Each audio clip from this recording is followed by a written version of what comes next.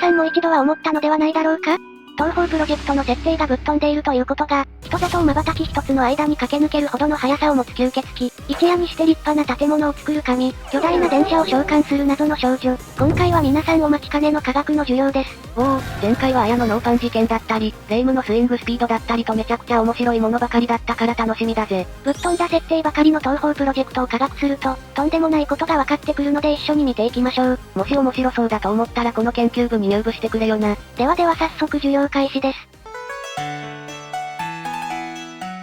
それではまずはじめに霧雨マリサの代表するスペルカード、マスタースパークの威力を科学していきますよ。いきなり最高に楽しみすぎる内容だな。まずマリサは人間の魔法使いであり、主に光と熱を持つ魔法を得意としていますよ。弾幕はパワーだよという超名言を残すほどだもんね。そう、原作では弾幕はパワーという名言を生み出し、それを体現するようなレーザーやミサイルといったパワータイプの攻撃が特徴的。人知を超えた妖怪や、神様たちをパワーで吹き飛ばしていくマリサに魅了された方は多いのではないでしょうか？マリサの代表するマスタースパークは画面いっぱいのレーザーで、数々の敵がピチュっていって、気持ちいいほど爽快感があるんだよ。その魔法の破壊力はトップクラスなのですよ。マスパの種類は霊夢の無双封印と同じように色々な派生技があるぜ。さらにどんな人間や妖怪にも効果があり、弱点が少ないといった長所があるのです。そんな火力好きのマリサを象徴するスペルカードがコイフマスタースパークとなっていますよ。コイフの読み方は公式で明らかになっておらず、レンフと読まれることもあったんだが、ズン氏本人が幻想掲示板にてコイフと言っていて、コイフが確定されたぜ。マスタースパークはミニハッケロを使用し、前方に巨大なレーザーを照射するわけですが、マスパの時は必ずミニハッケロを使用することを覚えておきましょう。魔力を燃料とする小さなカロで、熱量を自在にコントロールする性能の他にも、凛之助の趣味で様々な機能が付け加えられているんだぜ。例えば、炉の一角から風を出す機能により夏は涼むことができ、開運、魔除けの効果もあるんだとか。あとコピー能力があるんだとか。これだとカービィのコピー能力の2の前になっちゃうでしょ。そんなマリサのマスタースパークの威力がとんでもないものだと、空想科学読本でおなじみの柳田理香先生がおっしゃるんですよ。空想科学読本は漫画やアニメ、ゲームの世界で書かれる現象を科学的に解明するというめちゃくちゃ面白い本だよな。そしてマリサのマスタースパークの威力は山をも焼き払うという情報を元に科学してくれました。まず幻想郷には山は一つしかなくて、その山はカッパや天狗が主に住んでいる妖怪の山だよな。その妖怪の山の正体はケイネ先生が言うに、幻想入りした本来の姿の八ヶ岳富士山の主であるこの花咲や姫が背比べに負けた怒りで、蹴り崩して小さくなってしまったのが現在の八ヶ岳であるとされているため、妖怪の山は富士山よりも高いことになるんですよ。幻想郷って一体どれくらい広いんだ？そして富士山の体積は400立方キロメートル。玄武岩の密度から計算すると、その重量は1兆1000億と、岩石を破壊するには、1kg あたり100ジュールのエネルギーが必要と言われているんですよ。確かクロスボウの威力が100ジュールあるんだよね。クロスボウって FPS とかやってたらわかりますけどなかなかの威力ですよね。破壊するのに100ジュールなら吹き飛ばすとなると、さらに莫大なエネルギーが必須だな。そして例えば破壊で生じた全ての破片が、富士山の半径を超える距離 20km まで飛ばされたと仮定すれば、マスタースパークが放ったエネルギーは、7なんと1が1000キロジュールとなるようです。聞いたことがない数字が出てきたんだが、1外は、10の20乗、すなわち、1万の5乗となります。とにかくとんでもない数字だな。そしてこの1外1強は石油に換算すると24億と分相当に値するようですね。これは、日本が1年間に輸入しているエネルギー資源の8年分、または石油と天然ガスを合わせて3億と相当に値します。ちょい、あのミニハッケロどんな仕組みなんだよ。マリサさんよ。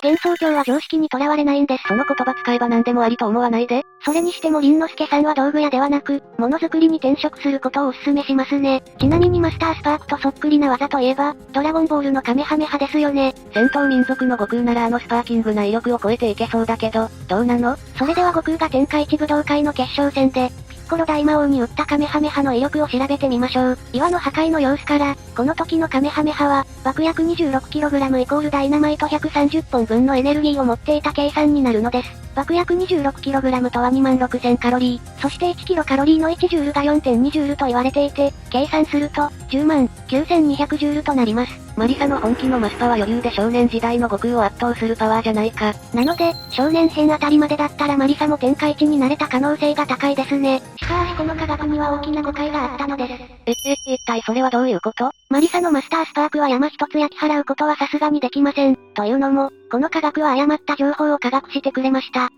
山を破壊する威力じゃなかったの？マリサのマスタースパークの威力について書かれた情報はおそらくありません。威力については、東方部門式のミニハッケロの説明のところにある、山火事を引き起こせる火力を有しているとなっているんですよ。つまり山火事イコール山を焼き払うから山を崩壊することができると連想しちゃったということか。そう、なのでさすがに山を破壊するほどの威力はなく、あくまでこういう科学があるよということを覚えておきましょう。オチが見つからないからって自ら破壊されるな。それでは次に紹介するのは、レイウジウツホの核熱ニュークリアフュージョンなどの火の玉はどれくらい熱いのかについてやっていきますよ。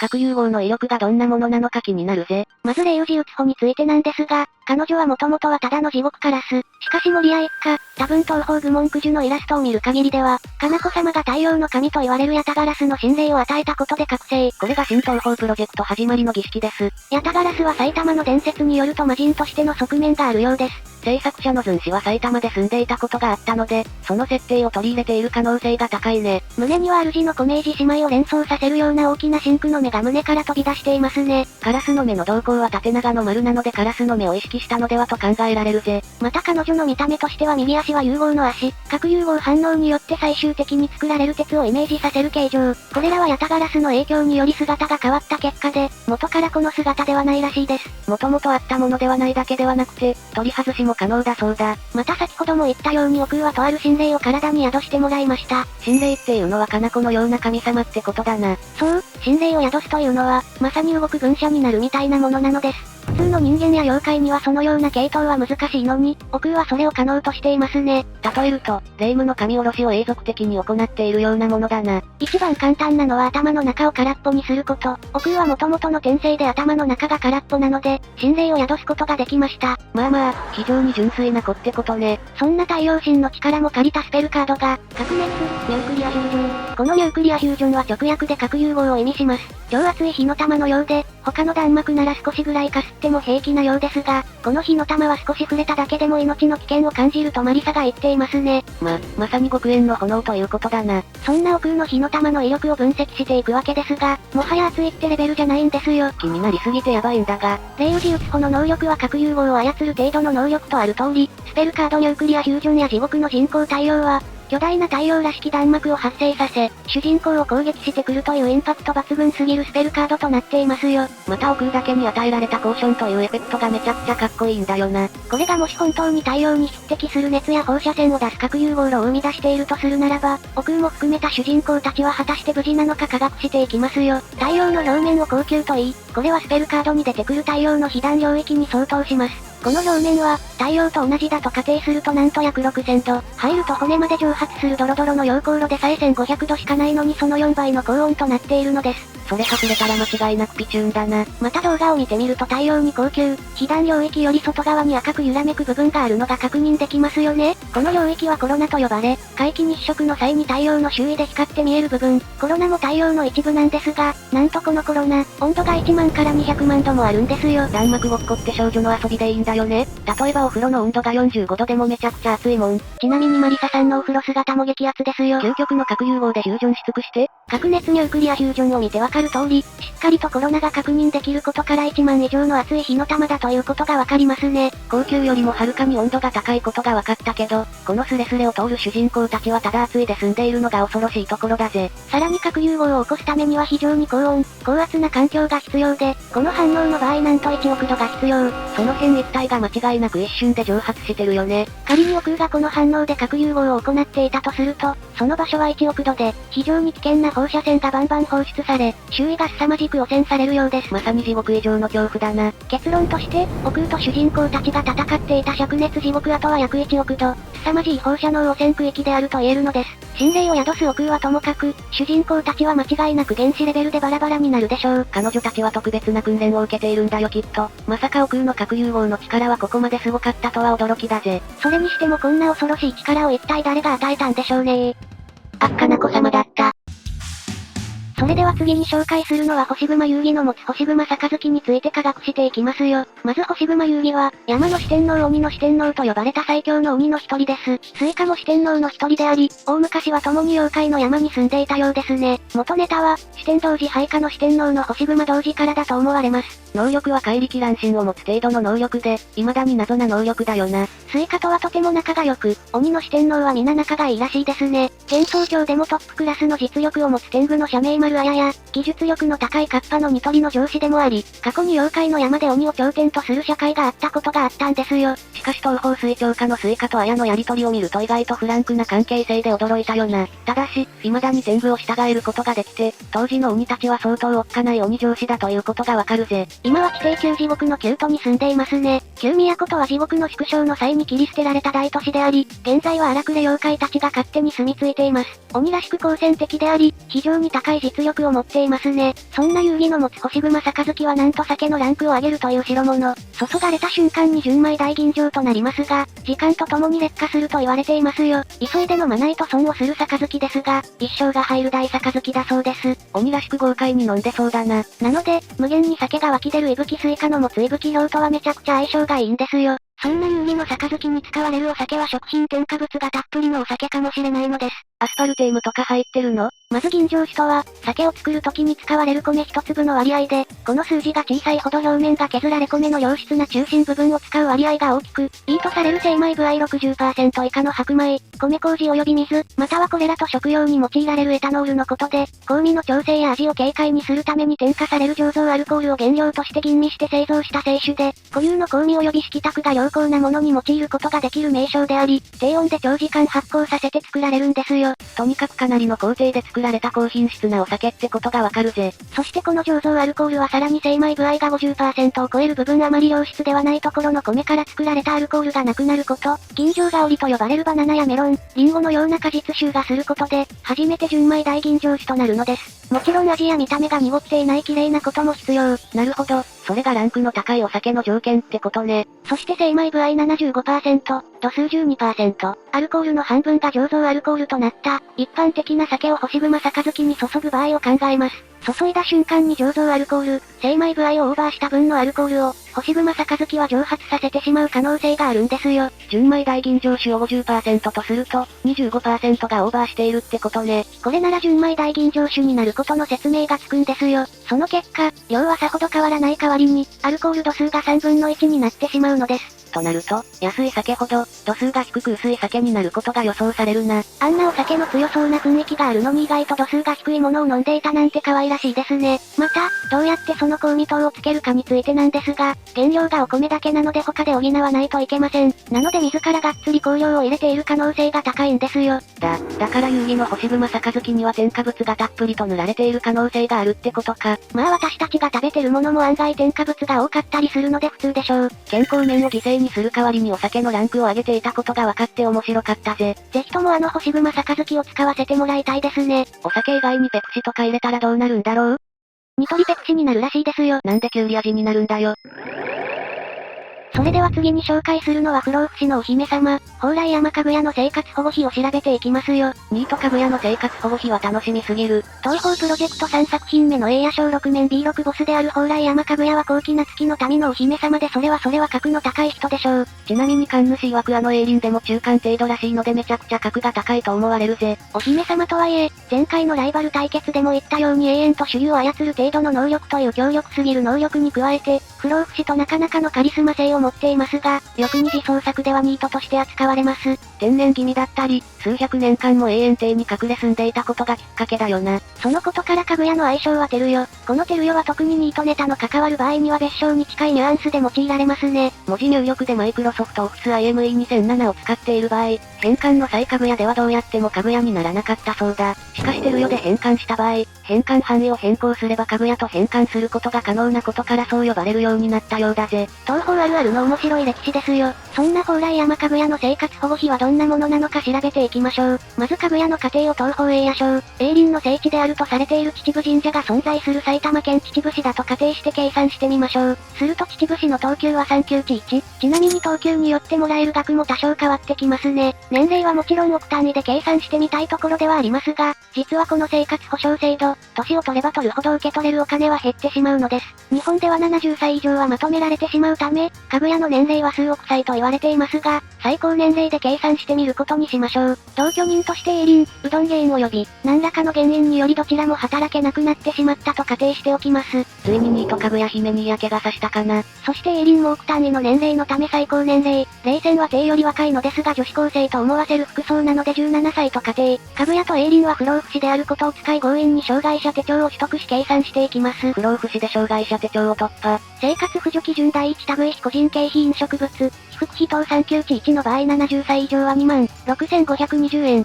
17歳は34,510円、26,520×2 プラス34,510イコール87,550円、生活扶助第二類非世帯共通的経費光熱水費、家具費等産地1で3人暮らしの場合、43,700円、生活保護加算額として3級値2で不老不死を障害と考えた場合、23,100円、そして栄林先生も合わせて23万、1002×2 イコール4万、6,200円、住宅扶助で最大5万、3,700円、これをすべて足すことによって毎月23万1,150円もらうことができ、年間に直すと最低でも277万3,800円となるんですよ。おお、毎月23万円か。ていちゃんさん抜いて、3人暮らしならギリギリいけるって感じかな。と言っても年間で彼女らは約300万円も国からお金をもらうことができちゃうのです。さらに、医療費も不年間で彼女らは約300万円も国からお助けされていて無料、保険ですら免除、N、K の受診料も払わなくてもいいんですよ。不老不死だし栄林いるから正直医療費は必要ないと思うが、N、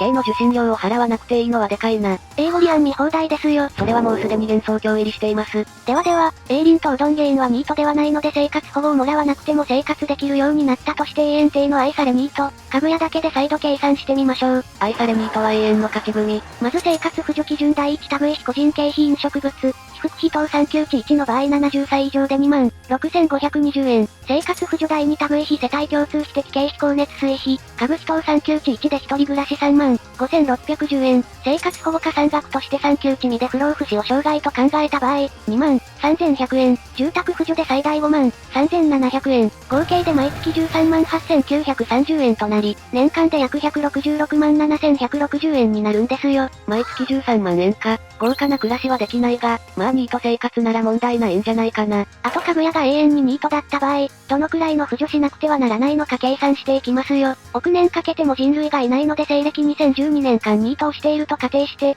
33億5432万5920円でおよそ33億5000万円も一人の不老不死に金をかけなくてはならないんですよ。不老不死ニートはた迷惑すぎでしょ。でも不老不死というと、世にも珍しい人物だから、年間約166万円で保護できるのであれば観光名物として喜んで支払うかもしれないな。ゲット版商店は月の高度な武器でもなく、お宝でもなく、かぐや本人が展示物になりそうですね。次のイベントは不老不死のリアル人体切断ショーとかでしょうか？誰がそんなホラーなイベントを見に行くんだよ。それではラストに紹介するのはフランドール・スカーレットの恋人条件です。おお、みんなの憧れフランドールの恋人条件は気になるぜ。種族は皆さんもご存知吸血鬼、レミリアの妹で少なくとも495年以上生きています。前回の科学の授業で判明したが、幼女吸血鬼といえど血を飲むように驚いたぜ。見た目としては、七色に光る特徴的な形状の翼を持ち、瞳の色は真紅、金髪または薄い黄色の段紙を左側を結んで、サイドテールにまとめ、その上からナイトキャップをかぶっています。ピンクの服に薄い青髪といった姉子と違って、金髪など全体的に赤が強調されていますね。やっぱり吸血鬼らしく血の色でおなじみ赤色を強調しているんだろうね。服装も真紅を基調としていて、半袖とミニスカートを着用。先端にトランプのスペードのようなものがついた、ぐねぐねと折れ曲がった黒い棒のようなものを持っています。東方合力異分追加ストーリーでは血の池地獄では核融合炉が近いことから、太陽に似た力の影響で肌荒れのことを気にしていたりとかなり乙女。同じく東方合力異分にて、暗い血の池地獄に訪れた時に過ごしやすいと言っていたことから、やはり吸血鬼らしく地下にいることは好んでいたことが分かったぜ。そんな狂気的で乙女な人気者のフランドール・スカーレットなんですが、皆さんも一度は付き合いたいと思ったはず。それではフランドールの恋人条件を解説していきますよ。性格面はまあなんとかなると思われるんですよ。前回のコウマ間の関係性でも言った通り、公式的にフランは狂気的な考えはあるが、自分の意思や考えを持っていて、人を許すこともできるということで、なんとかやっていけそうな性格だよな。それじゃあ何が恋人として持つべき条件なのか？それは何でも破壊する程度の能力に耐えられるかどうかでしょう。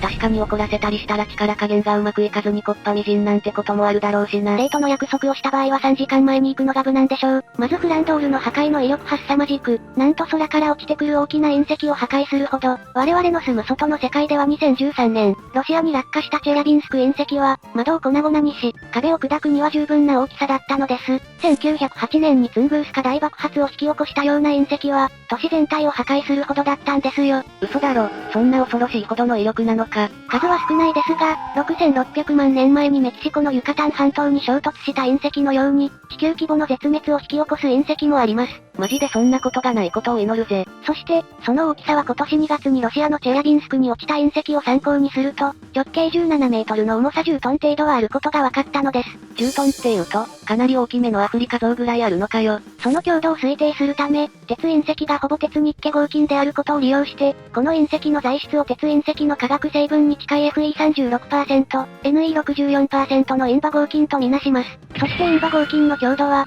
引っ張り強さアルファベータ430メガパスカル破壊人性 GIC180 ジュール平方センチメートルであり、大体ガンダムサイズの金属を破壊することが可能。あのお台場にあるめちゃくちゃでかいガンダムを破壊することができるってマジか。間違いなく人間には無理なことでしょうが、そこは身体能力の高い吸血鬼といったところですね。こんな力の持ち主と手を繋ごうというのだからそれ相応の覚悟が必要でしょう。フランちゃんと生で手を繋げれるなら潰れてもいいかもしれん。また東方部門式に記載されている能力説明では、物体の最も緊張している部分である目を手のひらに移動させ握りつぶす、というやり方で破壊します。実はこの破壊のやり方は非常に優秀で、破壊力学的観点から考える上で重要な意味を持っているんですよ。それはどういうことなんだ？最も緊張している部分とは要するに、熱変形による力が集まっている部分であり、握りつぶすとは、性的破壊、もしくは税制破壊を発生させる力を加えることだからです。なるほどね。要するに一番爆発しやすい部分ってことか。おそらくこの能力を決めた神主は破壊力学を調べた可能性が高いですね。ここまで設定に忠実なところさすがだよな。それでは、フランちゃんが隕石に加えた力から、持ち合わせている身体能力を推定してみましょう。まず、性的破壊について考えていきます。結局その性的破壊って何なの？例えばフランちゃんと一緒に手を繋いでギュッとされる時にドカーンと発生しうる破壊のこと。先ほど示したインバ合金の引っ張り強さから計算すると、この隕石を掴んで破断させるには、だいたい1平方センチメートルあたり、4トン程度の力が必須なんですよ。つまり手を繋ぐ場合には、少なくともゴリラと腕相撲して勝てる程度には鍛えていなければならないんですよ。でないとあっという間に手首の上あたりから指が全てなくなることになります。みんなプロテイン飲もう。ちなみに現在世界最強のアームレスリング選手でも 0.2 トン弱の力なので、かなり厳しいですね。フランちゃんと手を繋ぐにはそれぐらいの覚悟がいるってことか。やはり狂気的可愛さの破壊力は凄まじいですよ。さて以上が東方プロジェクトを科学する、パート3でした。今回は謎とされてきた威力関係について明確化されて面白かったぜ。視聴者さんはフランに手を破壊されてでも手を繋いでみたいか教えてください。どんな質問なんだよ。また科学で証明する綾のノーパンの説なども紹介しているので見ていってくださいね。それではここまでご視聴ありがとうございました。ご視聴ありがとうございました。グッドボタンとチャンネル登録よろしくお願いします。